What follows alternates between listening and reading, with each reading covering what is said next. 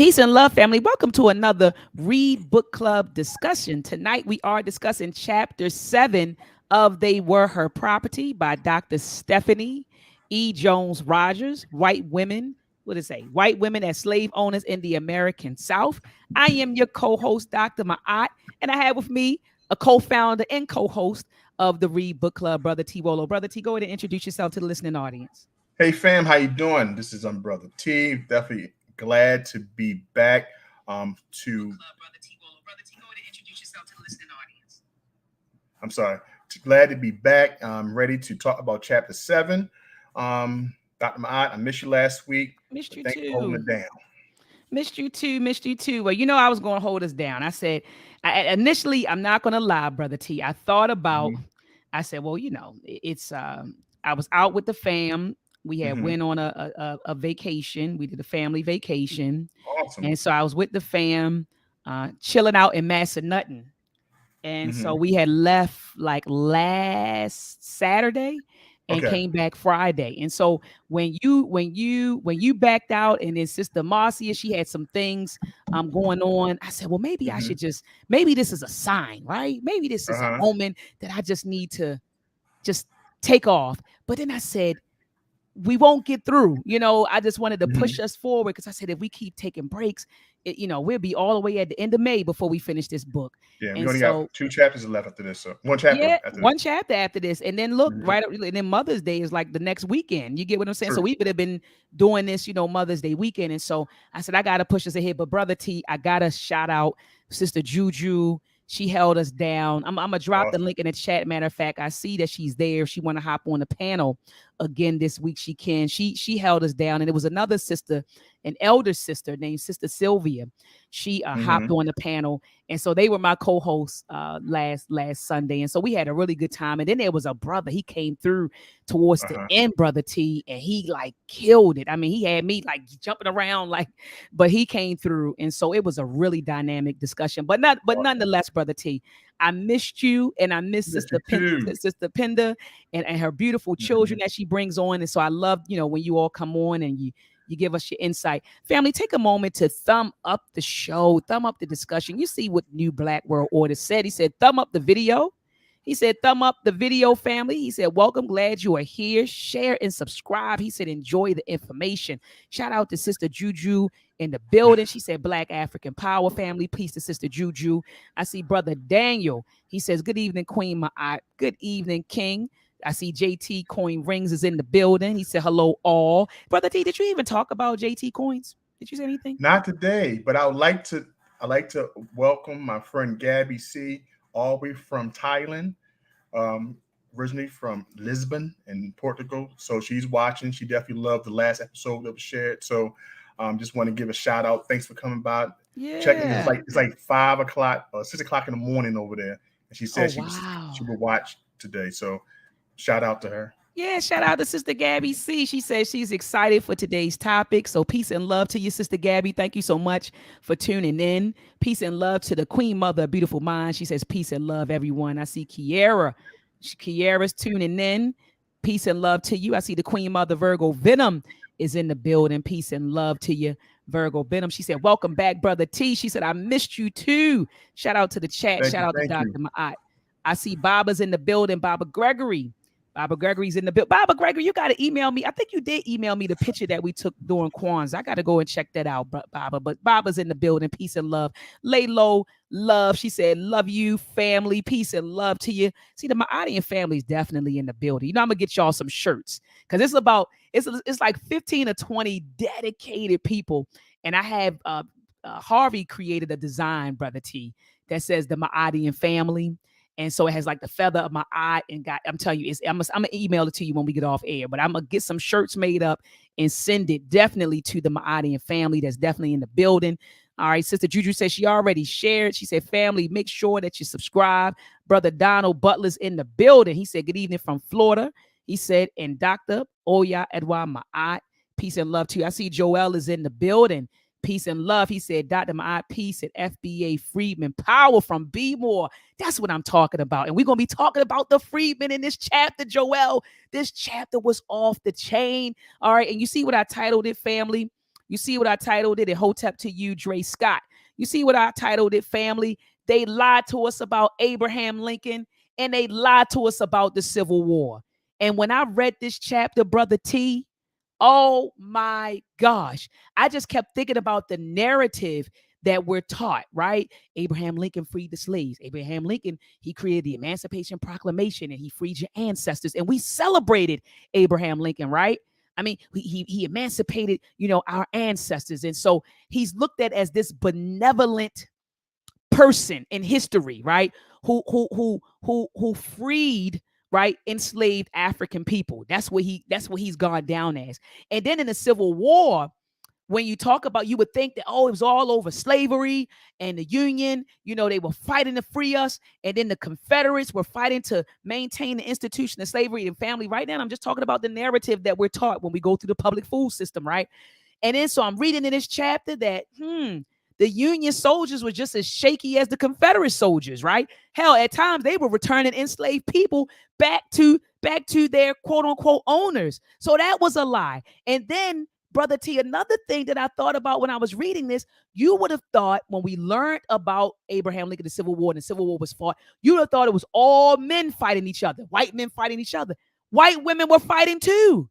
They were just fighting differently. They weren't on the battlefield per se, but they were fighting just as ferociously as white men were to preserve the institution of slavery.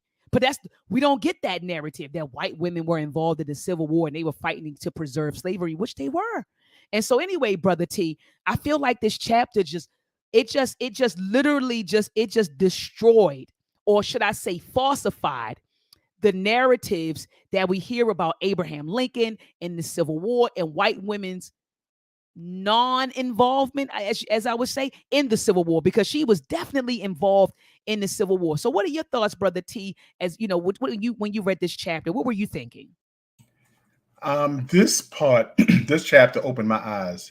And like you stated so eloquently, Dr. Ma'at, is that the white mistress was definitely involved in slavery, not just the business, but she was fighting for her ability to keep things going because she was gaining profit. Come on. And she had so many tactics in order to keep slavery going. We never heard about this one day in our lessons in school, any books. This author went in deep to show us receipts that we can go back and show others who don't think that the white mistress she was definitely complicit in the slave trade and so many factors. So we are about to share some things in this chapter 7 that may surprise some, but may add more strength to your knowledge from these pages. So I'm looking forward to going deep with this chapter, Dr. Mott.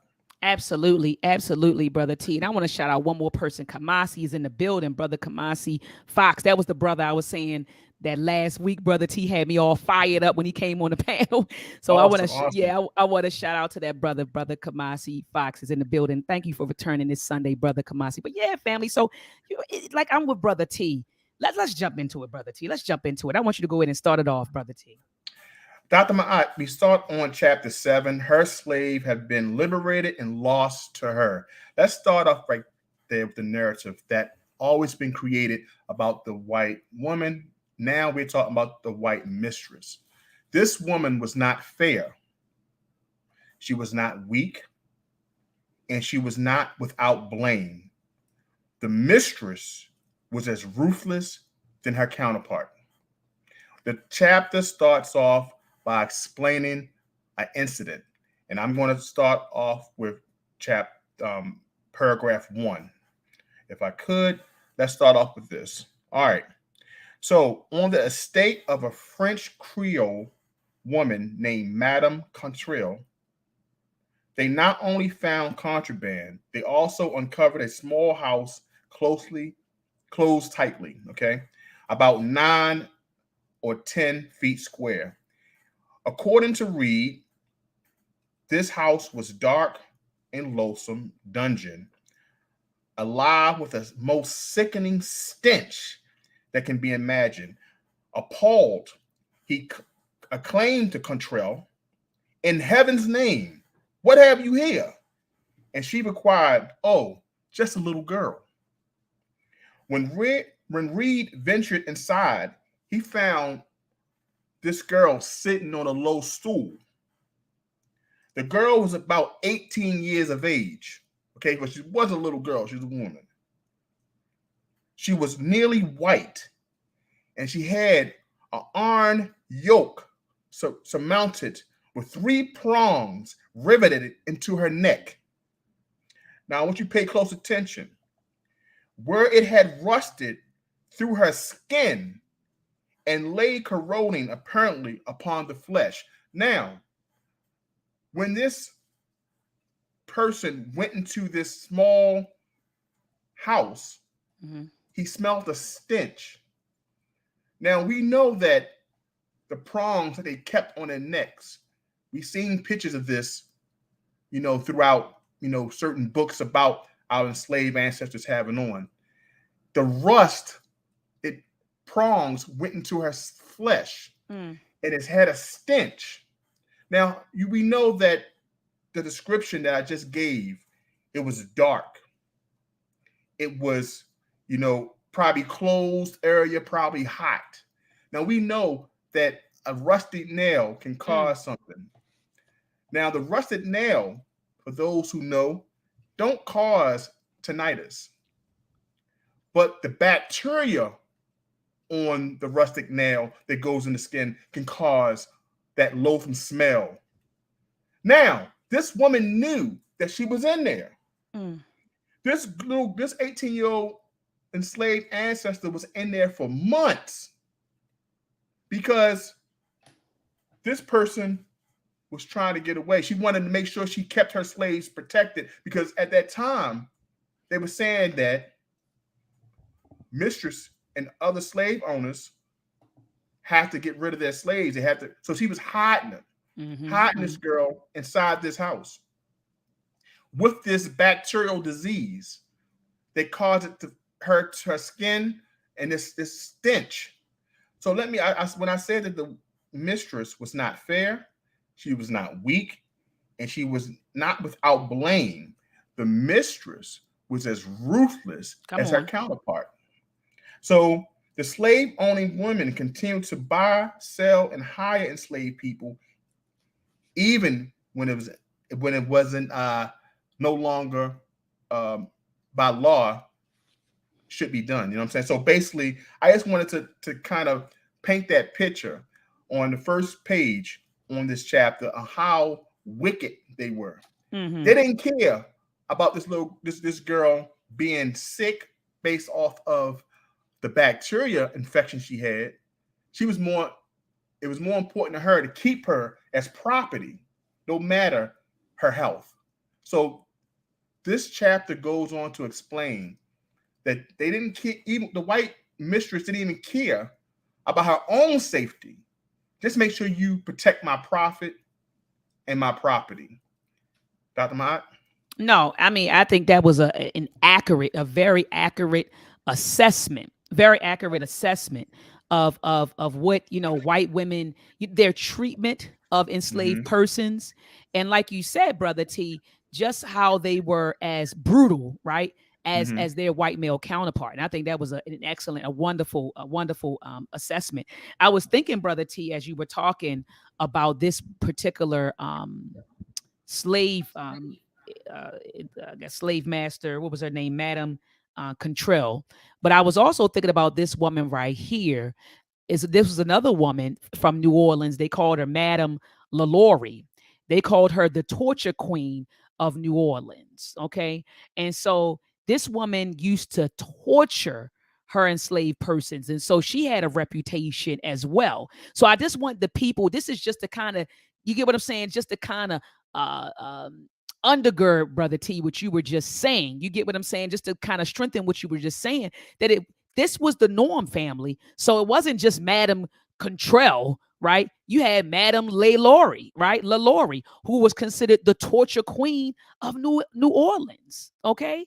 And so this was a woman that was torturing folks. So her name was Marie Daphne McCarty, most commonly known as Madame LaLaurie.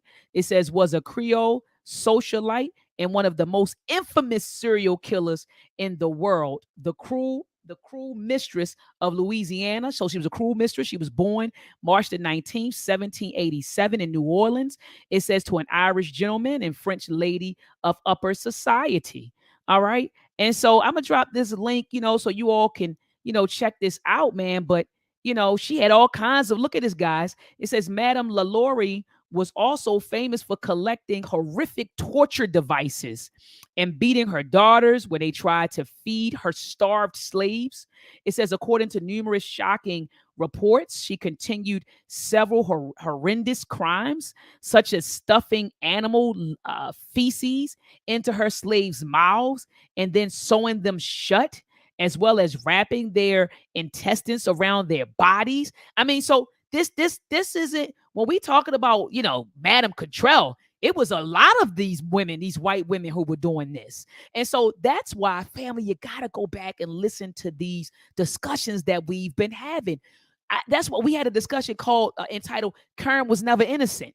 White women have never been these innocent, submissive, gentle beings that they are portrayed to be. They've never been that. Okay. That's Hollywood crap that they fed us. Okay. And so, anyway, family, I'm going to drop the link to the article in here. I just, Brother T, wanted to just undergird what you were saying, just let them know that she wasn't the only one. It was other women in New Orleans. So I said, daggone, it was something about New Orleans, Brother T. But it was other women, other white women who are partaking in this type of behavior. So just as you said, and just as Dr. Jones, Stephanie Jones Rogers said, that white women were just as brutal as their counterpart. You took someone's intestines and wrapped it around their bodies, put feces in their mouths, and show these were some sadistic people that we're talking about. So anyway, family, Dr. Rogers moves into a discussion on the Civil War. So she starts talking about at the top of page 152 for those who have the textbook or the PDF and you're following along with us. At the very top of the page, she begins to talk about how, there were two Southern senators who gave up their seat, right? So they withdrew from their seats, okay? And so this happened. And it says, then on December the 20th, 1860, citing the free states' persistent assaults upon slavery and the federal government's failure to protect the institution from such attacks, South Carolina seceded from the Union's Congress, moved quickly to stave off impending conflict. So South Carolina was the first, I guess you would say, state, right? But first state that succeeded the Union, right? And then after that, other people, it says by June 1861, you had Mississippi, Florida, Alabama, Georgia, Louisiana, Texas, Virginia, Arkansas, North Carolina, and Tennessee had followed South Carolina's lead and succeeded from the Union one by one. Delaware, Maryland, Kentucky, and Missouri, it says, which with West Virginia formed in 1863, they were known as the border states. And it says they took a different course. They remained committed to the Union. And Brother T, I had to underline this.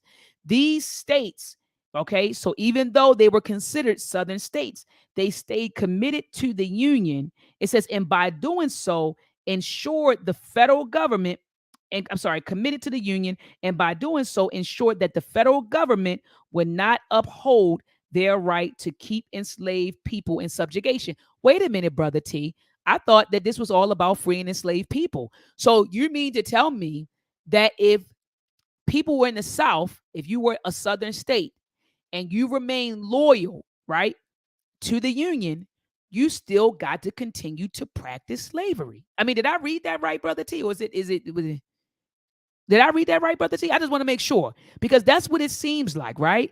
Like, so we always hear, oh, they were fighting over slavery. The Union was trying to abort slavery, and that's what happened, and it was they were fighting over slavery. But wait a minute, it seems to me they were fighting over power.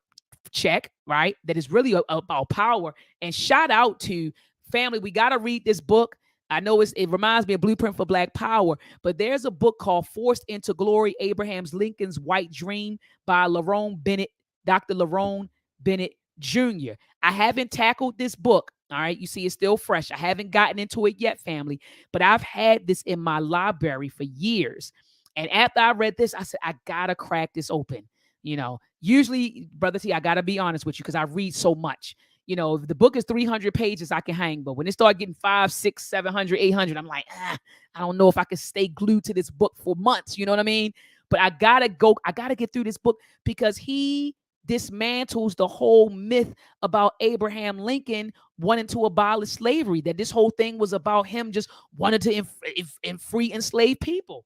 And just as Brother Joel Armstrong said earlier, he put it in the chat, Abraham Lincoln said that if he could have, preserved the Union and kept slavery, if he could have kept both of them, he would have done it. I'm looking for it again. Joel, drop that quote in the chat.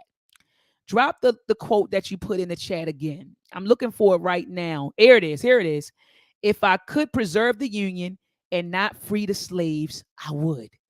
I would. So that whole idea that he was just totally against slavery, that wasn't the case. And then we have quotes by Abraham Lincoln calling blacks inferior and whites the superior race and all kinds of stuff. So this man was racist. He was a product of his time. He was a product of his time, a product of his culture, a product of his environment.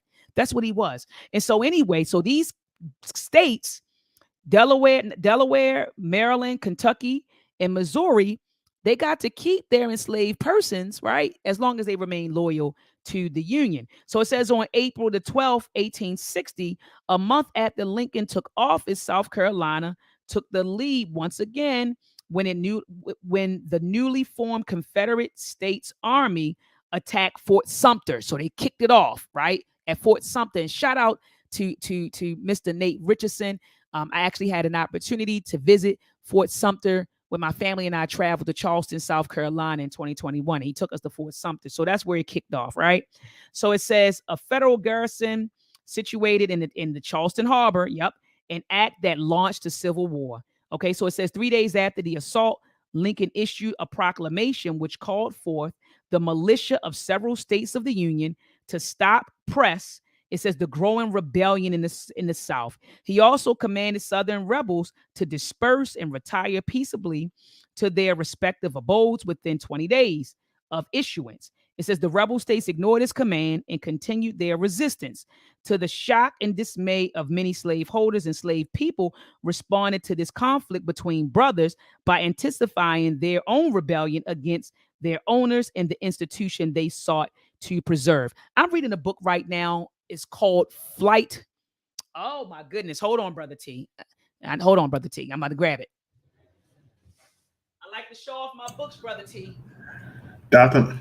Ma'ad has so many books in back there, ready to be discussed on. Page is already marked. Believe me. Look, Brother T, I read in this book, Freedom by Dr. Alvin Thompson. Is called African Runaways and Maroons in the Americas. I like this book because it talked about how we always, when white folks would start beefing with each other, we seized it as an opportunity to get the hell out of Dodge. And so the Civil War was one of those opportunities. And that's, if you notice, Dr. Jones said when the brothers were fighting brothers, because she acknowledged these are white boys fighting each other. These are brothers fighting each other, right? And so black folks were like, man, I'm gonna use this as an opportunity to get free. All right. And so I do like this book, but let me tell you what I don't like, Brother T, and I'm halfway through this book. I don't like how when he focuses on marooning in the Caribbean and in South America primarily. And he kind of gave us, like, the stuff that we did over here in North America. We're like a footnote. You get what I'm saying? Like, yeah, the Black Seminoles, and you had, Frederick Douglass and, Nat Turner and Harriet Tubman, the Underground Railroad. But that was about it. And that's far from the truth. He doesn't, so he kind of put us as a footnote, and he focused solely on, the marooning in the Caribbean. But he does talk about in this book how we seized the opportunity when white folks started fighting to get the hell out of Dodge. So let me continue this, Brother T, and I'm gonna pass it. So he says that they took office. He told him, so I put boom right here at the bottom of page 152. It says throughout the war. So we know that the war kicked off, right, in 1861. Okay. It ended, I believe, in 1865. The Civil War was fought for 4 years. Okay. And it says throughout the war, and Brother T, I had to put asterisks next to it. Throughout the war, many Union soldiers proved that they were no allies to the enslaved. Wait a minute, Brother T. I thought the Union soldiers were there to protect us, Brother T. I thought they were there to help us. I thought the purpose of them fighting, Brother T, was to free us. Hold up. So it says that they were not allies. The Union soldiers proved that they were not allies to the enslaved. Many Southern soldiers were as prone as their Southern counterparts to accepting denigrating ideas about free and bound African descended people in the region. And these views affected their interactions with enslaved people in the South. Even in the states that succeeded, some slaveholders remained committed to the Union and joined federal military forces while staunchly defending slavery. So, wait a minute. There were some Southerners who also fought in the Union. But remember, Brother T, we always thought the Union was just Northern people, right? It was comprised of people from the North, but it wasn't. There were some people from the South who fought for the Union as well, but they also defended slavery, right? So it says, for all the good Union officers often, I'm sorry, for all the good Union officers often did for escaped slaves, others returned enslaved people to their owners even after military policy forbade them to do so. Union soldiers and officers stole from enslaved people, raped and brutalized them. Brother T, I never was taught this in my history books, that the Union soldiers, they returned people to their slave masters and they raped and brutalized enslaved people. It says sold them and pocketed the profits and kept enslaved people for themselves. So some of them re-enslaved enslaved people. So it says, hold on. It says, complicating the situation, Abraham Lincoln and his administration gave enslaved people no indication that fleeing from their owners and crossing Union lines would result in their freedom. To the contrary, both before and after Lincoln became president, he emphatically expressed his commitment to upholding slave owners' property rights. Oh, okay. Lincoln's speeches repeatedly assured slaveholders that he had no intention of interfering with their domestic affairs. And after he was elected, he reinforced this assurance in the opening passage of his first inaugural address. I mean, T, I just put boom next to that. So that kind of just like destroyed all of what I thought I knew about Abraham Lincoln and even the Union soldiers. I didn't even know there was Southern guys that fought in the, like, I didn't know these things. And I didn't know that they were raping and brutalizing, selling, and also re-enslaving our African ancestors. We never get that. Brother T, what are your thoughts? Dr. Mott, you said exactly what I underlined. There's no need to reiterate any of that at all. But it gives a note that we can always go back to when we think about exactly what happens later on in the chapter. If the president of the United States promised that I'm not going to affect your business affairs, then you understand exactly why we had some Southern white mistresses who thought it was okay to contact the president by letter, Come on. asking them to protect their property. So as we go further, you just want to understand that congressmen, senators, and even the president was there to protect Southern mistress on keeping their property. As we see later on in the chapter, that even nuns, we saw that people like Mary Duncan received protection orders, basically saying, hey, I know that the men are out fighting. I know the men are out there doing what they got to do. I don't need no one to protect me. Just protect my property.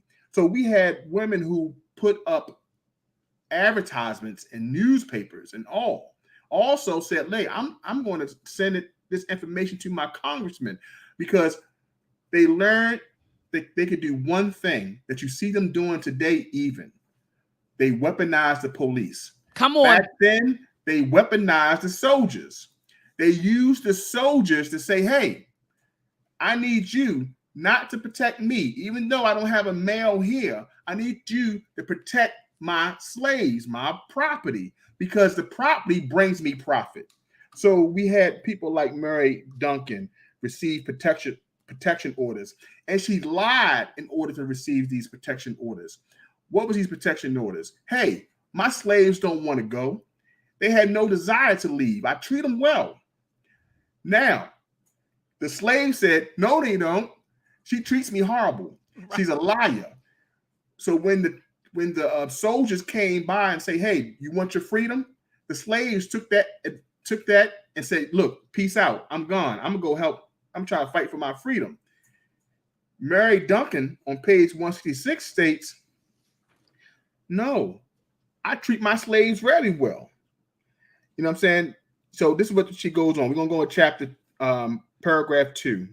All right, Mary Duncan, an elite absentee planner and slave owner from Staten Island, New York, up north, on the role of spokesperson for Natchez, Tennessee, the slave-owning community where her plantations were located.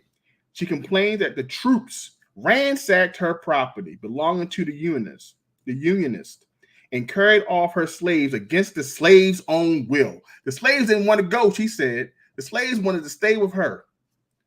So as the Southerner who had remained loyal to the Union, Duncan had been given protection orders that were designed to prevent federal encroachment on her land and seizure of her property.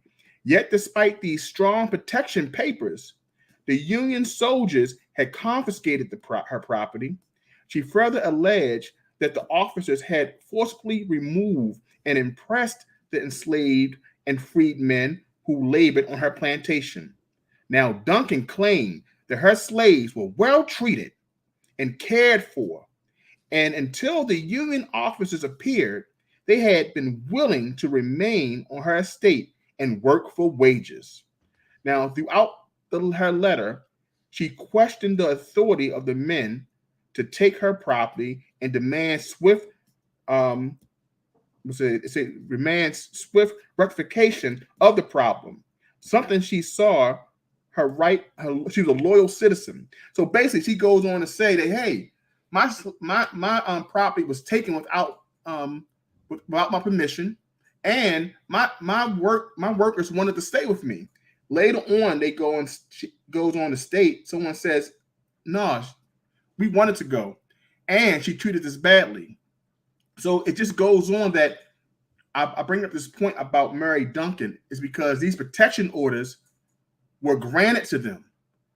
As we learned earlier on in this book, that white women didn't have the rights in marriages to protect their property.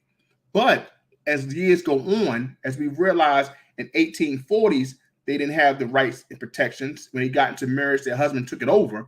But now in the 1860s, they start getting a little bit more privilege. Come on. They start getting a little bit more privilege to keep their property. And they petition to get the protections and to weaponize their privilege to keep their property amongst them. Now, they would lie, they would steal, they would hide, they were smuggling ancestors. Come on, they brother T. And I wanted to bring this point up only because it was all about money. It's always been about money. Mm-hmm. From the young girl that was held inside the 10-foot house of gangrene to now them saying they've been taking off their property. It was always about the cash, always about the money. Now, throughout this chapter, they talked about how white men left to go fight. There was no one left to protect the white woman. But she was worried about, once again, her property. Come on. Now, this is right. They had put out articles for runaway slaves. Yep. They put out petitions. Mm-hmm. Everything that they did, they had protection from the soldiers, congressmen to the president. Yes. So even though Dr. Ma'at went on and she explained how Abraham Lincoln went into office saying, "I'm gonna protect." This is proof that they had protection. So never believe that they were weak, that they didn't have no powers, and they didn't have any blame. They always had this power, and they used it to their benefit, even during this time. Fire! Fire! Fire! Fire!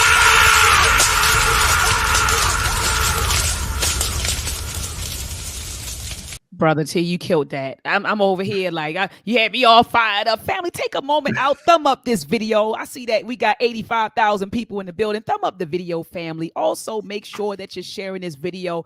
Tonight, we are discussing the Civil War, Abraham Lincoln, and the white woman's role in the preservation of slavery that they never taught us in the educational curriculum. But I'm not mad, Brother T, because it's their system.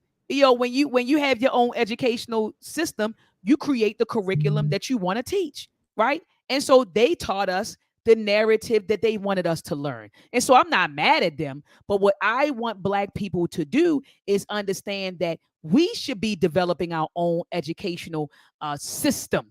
Not just, I love that we have, educational, African-centered educational schools, and shout out to some of them. Shout out to the Uhuru Academy. Shout out to the Kamoyo Shule Africana School. Shout out to Brother Marcus Klein and the Freedom Home Academy. Shout out to Q Butter and Zayax. Shout out to all these African-centered schools, Nation House, and some of these other African-centered schools, Baba Baruti and them, Akabin House down in Atlanta. Shout out to all of them. We need an educational school system for Black children, not individual institutions, but an educational school system that has a curriculum that we're all sharing in teaching our children. So then we control our narrative. So I can't get mad at white folks, Brother T, for controlling their narrative. Let them control it. It's their system. You're supposed to control your narrative and your system. But what we need to do is to develop and support and maintain our own system and control our own teach and control our own narrative. And so anyway, Brother T, I just want to highlight some of the things that our African ancestors, and thank you so much for talking about what the white women did. And I think that she did a really, really good job kind of summarizing everything that you said in the middle of page 157, when she said that, what the white women did, it was like 4 or 5 things she did to maintain to preserve slavery. So one, it says some of these white women liberated all of her people, right? It says about 3 years before the Civil War ended, right? And gave them, a home as long. So one of them, it says one slave owning woman, she liberated all of her people about 3 years before the Civil War ended and gave them a home as long as they lived. It says, but at their worst, they perpetuated brutal acts of violence against the people that they hoped to keep in bondage. So that's another thing that they did. Okay. It says another thing that they did was, like you said, Brother T, they appealed to members. It says of their communities, the federal government and high-ranking union officials for protection of their investments in slavery. It helped in reclaiming their human property or compensation for the losses. So that's another thing you mentioned. And then 4, it says in 1861 and 1862, allow women who were sworn an oath that they were not in rebellion to claim and repossess any of their slaves who could be found within the military camps. So those were all of the different tactics that these white women deployed. And Dr. Joan Rogers says that all of their strategies were contingent upon local circumstances, the states in which they lived, the presence or absence of federal troops, and whether they could call upon individuals within the federal government or military forces to assist them. So that's in the middle of page 157. And so that kind of summarized what you said, Brother T, which was dead on. And thank you for that, man. It was the bomb. So I want to go back a little bit back to at the top of page 154. I just want to go back a little bit. So let me tell you what was going on with our African ancestors, right? So that stuff, that's how they were treating them. But the Union, okay, let me go back to page 153. So this happened at Fort Monroe in Hampton, Virginia. And so you had our enslaved African ancestors run into the Union soldiers. And at that particular time, and we're talking I guess at the dawn, right? So we're talking at the dawn, maybe of the Civil War, right? And so they're running to the Union and the Union camps, and the Union camps were faced with the dilemma, like, well, what do we do with these people? Like, do we give them back? Like, what do we do? And so, and then they were also going, to different houses of Confederate troops and stuff like that, and they were raiding, you get what I'm saying, properties of Southern slaveholders. And so the question become, well, what do we do with these people that are coming to our camps, or when we're raiding these homes and we're coming across what they call contraband, right? And later on, they established camps called contraband camps, which is where they were housing enslaved people. What do we do? And so one guy, I'm looking for his name, Brother T. Hold on.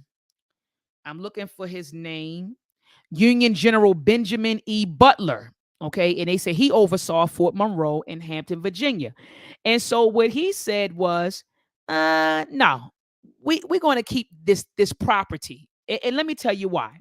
He said he reasoned because enslaved people were technically property under Southern law. Any Virginians, because remember, Fort Monroe was in Virginia, it says were in a state rebellion against the Union. Enslaved people who came to Fort Monroe could be defined as contraband and thus liable to confiscation. So he's also reasoned that he and the soldiers under his command were not obligated to adhere to the Fugitive Slave Act of 1850. It says because it applied only to states within the Union. Since Virginia has succeeded, the law no longer was applicable there. But let me tell you what he did. They were using the enslaved people to fight. So they weren't when they were grabbing out when our enslaved African ancestors were going across those Union lines, they were using them to fight. It wasn't just a free fall, Brother T, where they got across the lines and they could kick their feet up in these camps. They were putting brothers and sisters to work. Okay, so brothers and sisters were used as soldiers on both sides. Okay, they were used as soldiers in the Confederate Army. They were used as soldiers in the Union Army. They were also used to build fortifications. So we were building the forts, right? So the forts, Brother T, that these white boys were fighting at, they were using enslaved persons, the labor of enslaved people, to build these forts. They also were using enslaved people as cooks, Brother T, to do laundry, as all kinds of stuff. So that was what was going on with our African enslaved ancestors. So this wasn't a free-for-all. I don't want you all to think that they ran to the Union and they were kicking their feet up in these contraband camps. They were being used as soldiers. They were being used to build forts. They were being used to cook. They were being used to do laundry. Okay. And so these are all of the sorts of stuff that was happening. They also, Brother T, I want to say, I'm trying to think what else I wanted to say. Also, Brother T, I want to drive home what was going on with the Black family. I think that was very important, Brother T. So when we talk of, I remember Minister Farrakhan, there was this clip that went viral, and he talked about how slavery broke up the Black family, which it did. But when we say slavery, we think white man, white slave master, male white slave master. White women were very instrumental in breaking up the Black family. So you had men who were going off because you remember there was a law, Brother T, that was passed that said that if you were an enslaved man and you decided to go fight for the Union, then your women and your children were set free. They were emancipated automatically. But remember, those white women weren't letting the women and the children go, or sometimes they would let the women go and they would keep the children enslaved, even to the point where when some of those men, Brother T, and it's brought tears to my eyes, some of those men went back to look for to get their women, to get their children. And they were hiding the women and the children, or some of the white women sent the women and the children off. They said, "Shit, I don't want to keep caring for you anyway. He gone, your husband gone. I'm losing all my property. I'm losing money by sitting here taking care of you. Leave." Sent those Black women and Black children out to die. So sometimes the men went back home, Brother T, to locate their women and children, and those women and children weren't there, Brother T. And then it talked about one woman, and you probably have her name underlined, Brother T. I can't think of it. Remember when the soldier went back and she refused to give up his children, and he had to come back with a damn Union cavalry, Brother T, just to get his children from underneath the yoke of this white woman. And I don't even know if she actually gave up the child or not. I can't recall at this very moment. But white women were very, very instrumental in breaking up the black family. And so the black family, was all over the place. Then you had white women, brother T, who was they were refugeeing, right? So they were fleeing and going out of because they were trying to run from the Union Army. And so what were they doing? They were taking women and children with them. So like I said, these black men would go back to the plantation trying to find their family, and they were gone. And Stephanie Rogers said this in the book, and it brought tears to my eyes. She said some people never found their loved ones, brother T, because the white woman grabbed them and she ran with her property. One woman went all the way to Mexico, right? She went to Texas, then she fled to Mexico, and she had enslaved women and children with her. And so this was also breaking up the black family during this time period, brother T. Dr. Mott, give yourself the button, please. To give myself the button. Hold on. Give yourself the button, please. It's day. Fire! Fire! Fire! Fire! To take all this information and to carry it the way you've done from 153 to this point and explain all the atrocities that happened, because this is the part that's not discussed on how the black family was separated and how one part stayed in this part of the South and one part made it over to Mexico. We don't know how our family tree has exposed and moved around. This is an example of how that happened, how the family never came to that point. And I'm glad you did express how that soldier went back to try to get his family, because at this time, some was able to do it and some was not. Now, Dr. Ma'at, they was doing the refugee thing, but did you also remember that they also hid some of their enslaved ancestors in jails? No, brother T, break that down. They hit him. That was crazy. Break that down, brother T. That was crazy. That was crazy. Let me find this page, Dr. Mott, and I'm gonna just discuss it as I find this page.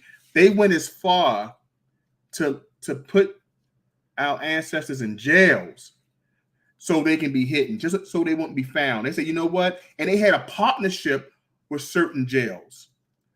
It said it's cheaper to put them in jail than to put them to leave them outside. So just think how wicked these Southern mistresses were, to think that, you know what, let me put them in jail, even if they didn't commit a crime, just so I can protect my property. So I just want to go on, before I go to that part on page 159, I want people to put this thing in perspective. Exactly, when you hear that Southern mistress put ads in papers and it said for runaway slaves, that how much they put, like $50 reward. And we say, oh, $50, that's it. You see a $20 reward. You're like, oh, $20, that's not it, that's it. So on page 158, Southern mistress tried to make our ancestors feel bad for wanting to join the Union and fight for freedom. I want to go that before I go to the other points. Okay. This is on page 158, last chapter, okay, last paragraph. So it says, some women interpret the change in their slaves' conduct, especially their flight to the Union encampments and enlisted in the Union Army, as a personal affront. That's meaning that the mistress thought, well, hey, how could you want to go fight for freedom? It says one formerly enslaved man joined the Union Army when he was 17, and he returned to his mistress' estate while on furlough. She asked him, you remember when you were sick and I had to bring you into the house and nurse you?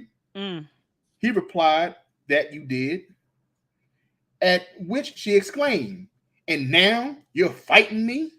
He explained that he was not fighting her personally, but he wanted to secure his freedom. These people didn't understand why people wanted to be free. That's a sickness within itself. Come on, brother T.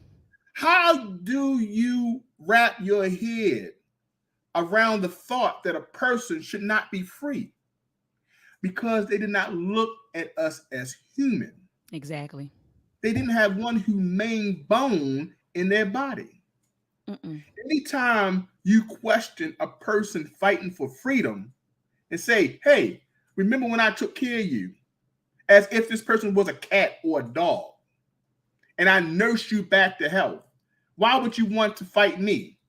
Like, don't bite the hand that feeds you. These are the thoughts these people had. I had to state that before I go any further. Now, on page 159, not long after Congress, this is the last paragraph of 159 for those who have the book, not long after Congress passed the first Confiscation Act in 1861, the Confederate Congress passed its own act to perpetrate testimony in cases of slaves abducted or harbored by the enemy and of other property seized, wasted, or destroyed by them.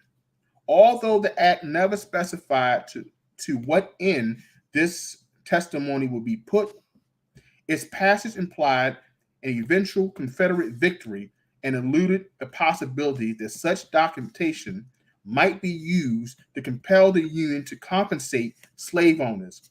After the secessionists won the war, in October 1862, in conformity with the Confederate Act, Eldred Satterwhite and of Woolfolk, he was an overseer, and Jordan and John W. Woolfolk, Mary's trustee, William Woolfolk, provided a sworn affidavit that the Confederacy Department of State attesting losses may suffer, valuing men at $9,300. So I read that to get to this point, that they were paying slave owners a fee.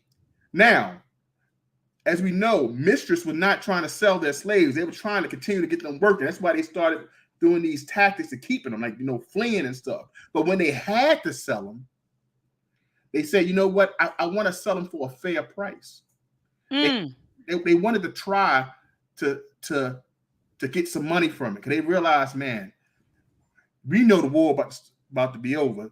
If I sell these enslaved people, I have to sell to the people who don't know that it's about the rights of slavery is about to be over. So what they had to do is say, hey, I'm going to sell for $9,300. And once again, we see $9,300, that's not a lot of money. But I wanted to break it down. $9,300 in 1862. $3 in 1862 is worth $89.65 today. Whoa! So $3 in 1862 is worth $89.65. So when someone says that they was getting $9,300, right, that's worth $277,928.20. So when these women were protecting their profit, they was protecting how much money they was making. These women were holding on to wealth. We gotta understand, this is what they were thinking about. That money, that means they can pass it down to, as we learned it later on this chapter, that they can pass these enslaved ancestors down to their children. That's right. Ensure that they kept wealth. They didn't care about the men going out to war and dying. We want to know how we can sustain ourselves. So when Dr. Ma'at mentioned that these Southern mistresses cared more about the profit than they cared about themselves or the enslaved ancestor, they was like about money too. It was worse than their counterpart. Come on. It was worse than that counterpart. So when we looked at over 161 years ago, these women were still worried about the money, protecting what they had. So when they fought against the Suffrage Act, when they say women, they fight for their rights, they wanted to make sure when they left a marriage that they had the children. They wanted to make sure that they had alimony, and they wanted to make sure that if they had a business, they kept their profit. They wanted to make sure this never, ever happened again, that their property. And not one of those bullet points, as I mentioned before, was for the Black woman. So once again, the Black woman has never been protected in American history. Everything is for profit. I just wanted to mention. Hold on, brother T. Speak your speech. Speak your speech. Speak your speech. Golly. And I want to salute we got over 100 people in the building, Brother T, right now on the combined platform. So shout out to the 101, 102 people that are watching on YouTube and Facebook. Family, take a moment out to thumb up this video. Thumb up this video. You hear we going all the way in. We're talking about the Civil War. We're talking about Abraham Lincoln. We're talking about white women and what they did to preserve the institution of slavery. And as Brother T has stated during this discussion and even in the previous discussion, the white woman has always been protected in America. She's always been protected. So I know we hear about the feminist movement and the women's rights movement and all of that, but when you go back all the way to slavery, the white women always were protected, always had some sense of protection here. And like he said, black women have never been protected in America. So anyway, Brother T, I want to talk about why white women were holding on for dear life. And I think that Dr. Stephanie Jones Rogers did a wonderful job articulating this in a previous chapter when she said that our enslavement was their freedom, she said our enslavement and white women's freedom, they were inextricably linked. So they were linked to each other. And so if you look at the middle of page 156, okay, towards the bottom, enslaved people brought white women wealth. Wealth brought white women power. Power brought white women status. Status brought white women respect. Hold on, Brother T. I want to say that again, Brother T. I want to make sure the family understand this. Dr. Stephanie Jones Rogers did a wonderful job articulating that our enslavement, right, and the freedom that white women possessed were inextricably linked to one another. Enslaved persons brought or created wealth for white women. That wealth brought power to white women. That power gave white women status, and that status brought respect. That's why she was holding on to enslaved persons for dear life. She didn't want to lose her wealth. She didn't want to lose her power. She didn't want to lose her status, and she didn't want to lose her respect. That's why. So I just wanted to drive that home. Brother T, at the middle of page 164, she talks about reparations, right? Enslaved owners got reparations, right? So it wasn't like, oh, it was enslaved people were emancipated. No, they got compensated for that from the federal government. They actually received compensation, and so they had to draw up documents, okay? Documents. They had to take some of their enslaved people, because remember, slavery was first abolished, it said, in the District of Columbia, right? It was abolished in DC. Okay. And so people already knew it was a matter of time, Brother T, until it trickled down. But it first was abolished in Washington, D.C., or the District of Columbia, so D.C. And so slave owners were getting compensated for that. And with Stephanie Jones Rogers, oh, I love this right here, Brother T. It says, in response to the act. So there was an act. Okay, let me go up here. I'm starting. The District of Columbia Emancipation Act required petitioners to describe the person. So blah, blah, blah, blah, blah. After the United States Congress passed an act which emancipated all persons held to service or labor within the District of Columbia by reason of African descent in April of 1862, it offered slave owners compensation for their slaves who had been freed. Slave owning women seized the opportunities to submit claims in order to receive some funds. So I wanted to establish that. So it happened in 1862. I didn't have this underlined. So it says the District of Columbia Emancipation Act required petitioners to describe the person they owned and to state how the claim was acquired, when, from where. So all of this other stuff. Okay. So let me tell you what stuck out to me, Brother T, on this page. It says that in response to the act, there were over 1,000 claims that were filed, Brother T, and half of them were white women. Half, Brother T, over so for people to say, well, white women, they may have owned a couple of slaves, but they weren't really. No. 1,000 claims were filed. Half of them were by white women. Let me go to the next page, bottom of page 165. It says, so in July 1862, Congress passed another act which allowed enslaved people to petition for their freedom in cases where their owners did not submit compensation claims. Out of the 108 petitions enslaved persons submitted, 42 identified female slave masters, Brother T. So there goes the whole idea that, oh, it may only been a couple of white women who owned enslaved persons. When you're looking at I'm gonna tell you right now, Brother Onk, he always says it. He said white people, he said, I gotta give it to them. They kept some damn good records. Okay. Diaries, letters, advertisements, magazines, court records. So we know what she is. All you have to do is just follow the records. And that's why when people, Brother T, online say crazy stuff out of their mouth, oh, slavery never happened. Explain the laws that were passed during that particular time. Explain these diaries that we have, right? From people like Thomas Thistlewood, right? Who was a slave master who owned a plantation in Jamaica. He kept a diary where he talked about what he did to his enslaved persons. The diary of Harriet Jacobs, right? So she has the narrative of a slave girl. Then you have Frederick Douglass. So when people say this stuff never happened, I'm damn confused because I'm like, well, what are you reading? Because we see the documentation. And so when we look at this documentation, after they enslaved people in the District of Columbia, thousands of claims came through. Half was from women. Then you had enslaved people who were going to the court saying, man, she refused to let me go. Half of them were women who refused to let their enslaved persons go. And so, Brother T, I just wanted to point that out. Did a good job, Dr. Mind. Once again, you explained it to a T. Everything I underlined, so there's no need for me to go back.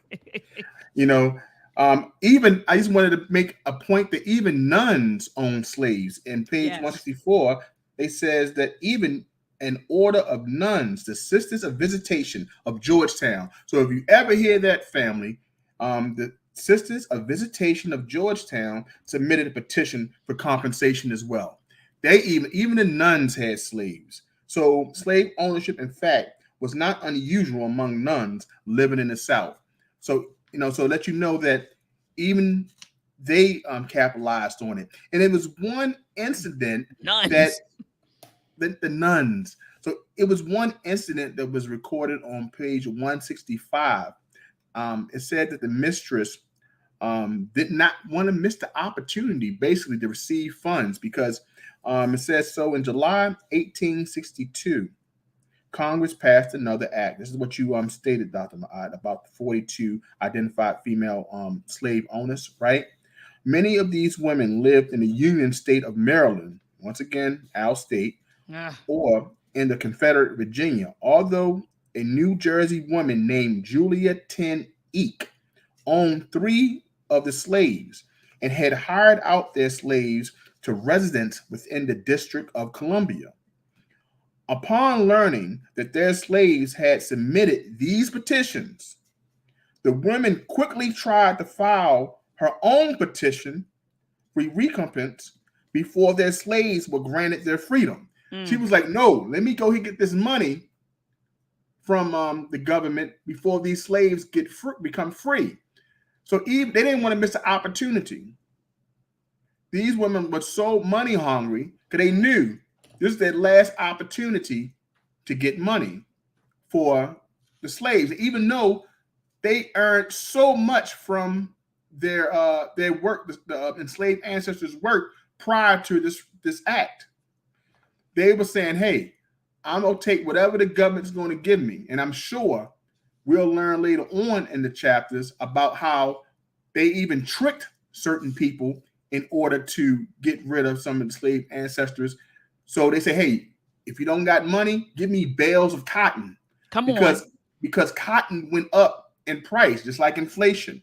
They explained somewhere in the upcoming pages that cotton was 11 cents and it went to $1.82. Right. And they realized that, hey, I think I need to get rid of these workers. So let me go ahead and hey, you went to plantations and say, don't you need some slave ancestors? They said yes.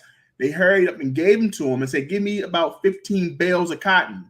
So the mistress took the cotton and ran off because she knew in a couple months that they had to give back. They had to let them free. So she was tricked. She was slick with the way she did her work. She like, you know what? Let me get this money so I can get this, get this cotton, use it. They're going to take these people away from me anyway, but I'm going ahead and get this money real quick. So they was doing things like this. I want to go ahead into that part that they was smuggling, if I could, Dr. Ma'at. Please do, Brother T. Page 173, and then we can go back if we need to, okay? On page 173, we mentioned earlier that the mistress did anything possible to keep enslaved ancestors, even smuggling them. They sent slaves to jail for safekeeping. So on the second chapter on page 173, unlike women who posted newspaper advertisement, because they did advertisements for enslaved people who had already fled, these slave-owning women sought to circumvent enslaved people's escape before they can get a chance to run. So during the war, Senator James Grimes of Iowa, who was also chairman of the Committee of the District of Columbia, visited a jail in Washington, D.C., where he came upon an enslaved girl who was sitting on the floor sewing her apron. When Grimes asked her, "Why was you there?" the girl informed the senator that she belonged to Mary Hall, a woman who kept the largest house of ill fame in Washington. Hall has sent her to the jail for safekeeping. So they went as far to send people to jail in order to hide them. Now you would say, what crime did this little girl commit? She didn't have to commit a crime. All the mistress had to do is pay for storage. This is what they did, or the extent of what they did in order to keep their property. Absolutely. So jails charge residency for enslaved ancestors. They work with the mistress to hide the enslaved ancestor. So this is some of the things they did, other than just flee and be refugees and move from one part of the South to Mexico if they can make it. Some went as far as Cuba, as we find out later in chapters as well, Dr. Mahat. Absolutely. No, absolutely. You're right. She did go to Cuba. And so and stay on that note. I just want to plug something really quick because I want to get right back to what you just talked about. I want the family to know. I'm just going back to page 168. I just want them to know that these white women weren't just hiding their property from the Union soldiers. They were also hiding their property from Confederate soldiers as well. I mentioned that earlier, but I just wanted to reiterate that, just to emphasize that. So it wasn't they would just hide their property from Union soldiers. It was also Confederate soldiers, because the Confederacy they had created what they called Confederate impressment programs, and so they also wanted to use the labor of enslaved people. They wanted our African ancestors to fight, in the Confederate Army. They wanted to use them to build fortifications and also use them as cooks. So they wanted to use the labor as well. So they weren't just hiding their property from Union soldiers. They were hiding their property from Union soldiers and Confederate soldiers. I wanted to just drive that home, Brother T. And so, Brother T, going to that woman in Cuba. Remember when Dr. Stephanie Rogers talked about how, when she was looking at letters from white women and diaries, when slavery was ended, these white women said, we don't even want to be here anymore. Let's get the hell out of this country. One girl was like, one lady was like, this country is just, it was like the end of the world, Brother T.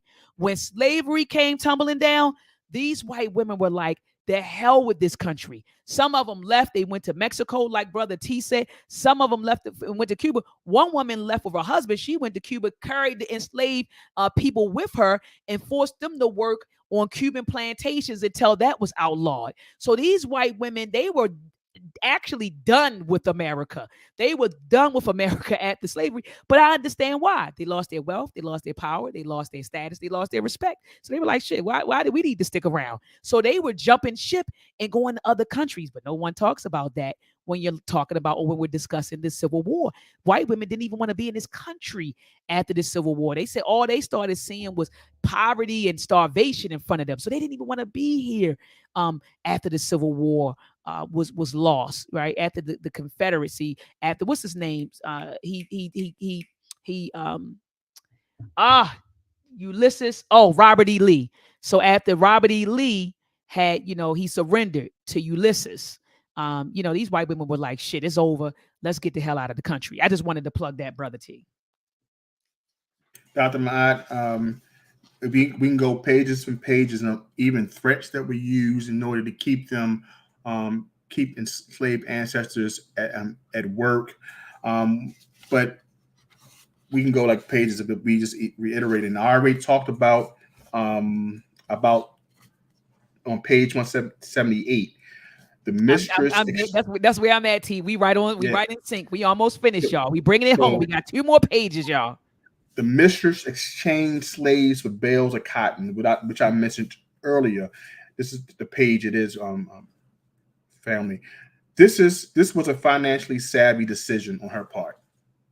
This is the author wanted to make sure she stated that this was a financially savvy decision on her part. Between 1860 and 1865, the price of a pound of cotton in New York market rose from 11 cents to a high $1.82 per pound. In 1865, a bale weighed 477 pounds, and each bale could potentially sell for $868. Okay, so we're still looking at what that's worth. Okay, how much our ancestors had to work in order to get that 477 pounds of cotton. In one swift exchange, Miller's mistress swapped a soon-to-be free enslaved girl, a commodity without a price, for over 7,000 pounds of another. Okay, so in theory, the exchange could have bought Henry's mistress a profit of over $13,000. Once again, in today's dollars, $13,000 from 1862, 1865, you're talking about over $300,000. Perhaps the man who bought Miller's sisters possessed the same knowledge about the war's impending end and inevitable unraveling of slavery. But like many Southerners who still believed that the Confederate victory was possible, he ignored it and made a very different economic choice, one of which he paid dearly. So it's in this page in 178, author Dr. Rogers wanted to show how savvy the Southern mistress was. She knew that her money-making days were going to come to an end. So she had to be crafty and swift on making these deals. And this woman took 7,000 pounds, over $13,000 profit off swindling someone who did not believe that slavery is coming to an end. Dr. Mott? Now, Brother T, I think that you summed that up correctly. And even underneath what you're talking about, that's going into how the white woman broke up the black family. So I'm thinking, Brother T, we can go. I want to read the last paragraph. I think that we did a dynamite job discussing this chapter. Do you want to read the last paragraph, or should I, when it talked about for the 4 years? For 4 years. Bring it home. Bring it home? Okay. So it says, for 4 years, white Southern women have fought as vigorously as Southern men. Hold on, Brother T. Let's say that again, because we never hear that white women fought in the Civil War, right? It's always, you see these depictions of white men, right? So it says for 4 years, because we know that the Civil War was from 1861 to 1865. For 4 years, white Southern women have fought as vigorously as Southern men in their efforts to preserve slavery and the kind of life the institution had sustained. Some women believed that they fought harder than the men. Let me say that one more time, Brother T. Some women believed that they fought harder than the men on the battlefield. A woman who identified herself only as in was of the opinion that if the men were more like the women, the villainous Yankees would have been obliged to make a retrograde movement long ago. But despite all their strategies, women like Rebecca Felton realized that the game had been fully played and all was lost, that billions of revenues disappeared, and nobody but the speculators had a dollar to begin the struggle again. With bitter poverty and starvation in front of them, for some, circumstances became so difficult that they found themselves at the mercy of the people they once held in bondage. And for many who did, this was the bitterest pill of all. I mean, Brother T, that was like mic drop, you know? But you know, one thing I can say about our African ancestors, they didn't, I'm pretty sure some of them helped those white folks. You know, I'm talking about the ones that lost everything. And let me tell you why. I'm going all the way back, and I underlined this. I underlined this. Okay, it's all the way on page 158. And look at this, guys. It says, as the Union forces occupied the South, enslaved people began to behave strange and began disappearing in great numbers from their female owners. Such was the case for Eliza Ripley, who remarked upon the change in the behavior and comportment of an old enslaved woman she had known all her life. Oh, Aunt Hannah. And it says, that was my mother's laundress long before I was born. Stood in her little cabin door as straight as an arrow, even though she always complained about rheumatis. I guess maybe rheumatoid, but rheumatis. It says, and I don't think I ever saw her straight, but then she stood with an air of suddenly elevated, an air of one suddenly elevated to an exalted position and waved me goodbye, madam. I bear you no malice. So some of our African ancestors, Brother T, you know, even though these people did some cruel stuff to us, even though these people, hold on, I want to underline this word right here. Even though these people did some wicked, I mean, despicable, sadistic stuff to our African ancestors, this lady stood up, and you know what she said to her? I beg you no harm. I don't want to bring harm to you. Our ancestors just wanted to be free. And that shows you just the humanity of our ancestors. They didn't say, well, I'm gonna do to you what you did to me. Some of them did. I can get into the Maroons because some of the Maroons was off the chain. I got stories for that. I ain't gonna say that was all of them, right?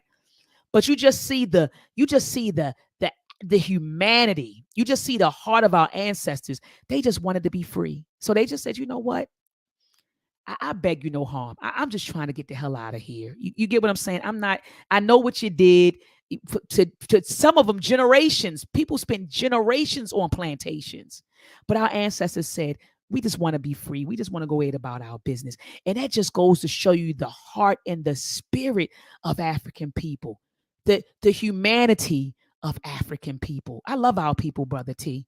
I love our people because and sometimes, you know, I know that turn the other cheek. Oh, Dr. Maya saying turn the other cheek. No, we are just a beautiful, beautiful people. We don't have that. We don't hold that malice in our heart that these devils operate. We're not a devilish people. There's not. We don't have a history of going around to different countries and conquering people and imposing our way of life on people. We don't have that. We come from a beautiful, divine people, and you just see the divinity in our people when this happened. Our people say, I'm not trying to do that. I just want to get free and I just want to go ahead about my business.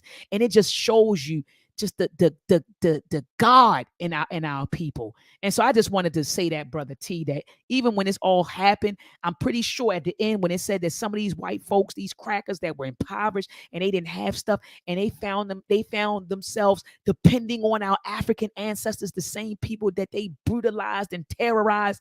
I'm pretty sure that they did help them out, because that's just the heart of, we're humans. We're humans. That's what it means to be. We're humane. We're humane. And so, anyway, brother T, do you have any closing words regarding this chapter? Dr. Mott, I dare not step on that. You, this chapter opened up a lot of eyes, and I hope that the receipts that were shared just shows you how wicked the institution of slavery was. These receipts shared in this book shows the things that were hidden under the rock in order to protect the Southern white mistress. And you said it perfectly, Dr. Mott, that they found themselves at the mercy of the people they had once held in bondage. Mm-hmm. And for many who did this was a bitter pill basically to swallow. Absolutely. They were afraid because they didn't think that we would treat them, or as you said, there were some Maroons that are avenged and they handled their business. Absolutely. Everyone didn't have the thought, but it just shows you how, like I said, the God-like, character that we have. That we can be warriors. Yeah. And we also can have humanity. But they knew that they were wrong. And today they still do it. But yet we'll still rise. Yeah, but absolutely. This chapter showed a lot of receipts that I hope that people can go back and read and go teach and go share with others. But it was a good chapter. Thank you, Dr. Mott. No, absolutely. And I see Reef said, we should hold malice in our hearts, for what they did to us is unforgivable. I agree 100% that what they did to us is unforgivable. I will never, ever forgive, I will never, ever forgive what happened to our ancestors. I will never, ever forgive the Ma'afa, right? The era of enslavement and colonization. I will never, ever forgive that. But I'm not walking around, I'm not walking around with fear. I don't feel like, well, I'm going to enslave them. They enslaved me. I ain't for that. I could care less. I want us to be liberated mentally, emotionally, spiritually, and physically. I want African liberation and sovereignty. And we got to go. I mean, I'm not even gonna get into. I'm gonna say what I'm getting ready to say, because people see that sound by boop. She's advocating violence. I'll just say by any means necessary. I'm all about African liberation and sovereignty, by any means necessary. But I don't feel like I want to go and enslave white folks. I could care less. I just want to get free. We build our own independent thing and do our own thing. So I'm not saying that they forgave them, and I'm not promoting forgiving slavery. Hell, I can't. They didn't even redress it. We only had no damn where's the reparations? So say that they're not even incentivizing us to forgive, what took place. Where's reparations will be. Yeah, reparations would be a good start. You get what I'm saying? Mm-hmm. But they haven't even did redress, right? Or gave or put anything towards redress for what took place. So no, I'm not saying that we should forgive them, Reef. And I'm not saying that we should forgive them. Like I said, I'm never going to forgive enslavement, colonization, Jim Crow, all of that. I'm not going to forgive any of that. But to walk around feeling like I'm going to do to them what they did to us, because then we become them. And I don't want to become them. See, you see what I'm saying, Reef? Then you become them. Then you become what you hate. Oh, hold on, brother T. Then you become that which you hate. And I don't want to be them. I don't want to operate with a Yorugu mentality and a Yorugu spirit. I want to operate with the spirit of our African ancestors, and to be divine, and to live Ma'at, speak Ma'at, right? Live Ma'at, think Ma'at, speak Ma'at, and live Ma'at. I don't want to walk around with them. And when I close my eyes, Reef, and I'm going to bring it in right now, T. When I close my eyes, Reef, I want my heart to be as light as the feather of my eye. So no, I'm not walking around worried about white folks. I'm just not. I'm about African liberation and sovereignty by any means necessary. and I'm about living a myotic life. And that's where I am. I don't want to become that which I hate. I don't want to do that. So anyway, brother T. Anyway, brother T, family, I see that we got 95,000 people in the building.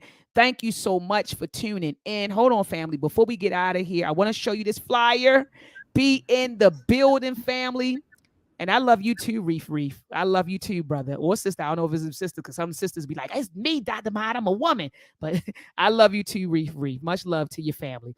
And so anyway, family, please be in the building for this event on Mother's Day. Brother T, I hope you come through, Brother T.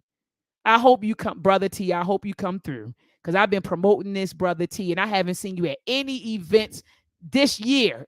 So, Brother T, I need you to come through, Facts. man. On Mother's Day, MOM, missing our mothers, grandmothers, and aunts. It's going to be a Mother's Day lunch on May the 14th, 2023, from 1 to 5 p.m. It's going to be beautiful, family. It's going to be a brunch. We're going to have up a beautiful, huge shrine, okay, an ancestor shrine honoring our mothers. Okay, so you could bring a picture in of your mother to put on the shrine. You could bring her garment, her favorite food, her favorite flower, something she liked to eat, something she liked to drink, anything, and you're going to put it on this shrine. We're going to beat the African drum. We're going to dance. We're going to sing. We're going to shout. We're going to cry. We're going to listen to music. We're going to break bread. We're going to be drinking mimosas. We're going to be having a good time, family. So make sure you come out. General admission is $75. VIP tickets, okay, are $100. That's reserved. That includes reserved seating, sangria, and a swag bag. For more information, family, just all you have to do is email INSA Creation. That's NSAA creation at gmail.com. Family, be in the building. I'm going to be there. You see, I'm on the flyer, and I'm telling you, we're going to be pouring libation, and we're going to be calling the numbers of the names of our mothers and our grandmothers and our aunties who transition. We're going to be calling every woman by name, and we're going to honor them that day. Okay, family? And so if you had a mother, a grandmother, an aunt, or a mother-like figure who transitioned in your life, be there with us. Be there with us. Okay, don't spend Mother's Day. I know typically we go to the cemeteries, we put the flowers on the cemeteries, or we go on Facebook and we post a picture, and all of that. Come on out and let's take it a step further. Come on out to the brunch and let's celebrate. Let's laugh together. Let's dance together. Let's drink together. Let's eat together. Let's cry together, and let's have a good time on Mother's Day, family. So be in the building on May the 14th. Hopefully, I see you there, family. Join us back here next week to discuss the last chapter, chapter 8 of They Were Her Property. I'm just going to try to get in touch with Dr. Stephanie Rogers, Brother T, to see if she can join us. I emailed her a while ago and never got a response from her. So I'll email her again to see if she can join us next week. But family, be in the building next week at 7 p.m. Eastern Standard Time as we discuss the last chapter of the book. Also, family, make sure, because after this book, me and Brother T are going on a hiatus, okay? We've been at this thing, man, for months. I think we started probably like in February, Brother T, February, March, or something like that. So we've been at it for months. And so the rest of May, we're going to take off, okay? So we're going to finish up the last chapter next week. For the rest of May, we're going to take off and then join us back again the first Sunday in June, where we are going to discuss this book. Let me grab it. This is our next book, family. Another book that my aunt has in the works. Here we go. This is our next book, family. Slavery by Another Name. Okay, Slavery by Another Name. The re-enslavement of Black Americans from the Civil War to World War II. Wait a minute. From the Civil War, okay, so we talk about 1861, 1865, all the way to World War II. That's the 1940s. So the re-enslavement of Black people. We call it Jim Crow, but it was really the re-enslavement of Black Americans. So this is going to be our next book. We're going to discuss.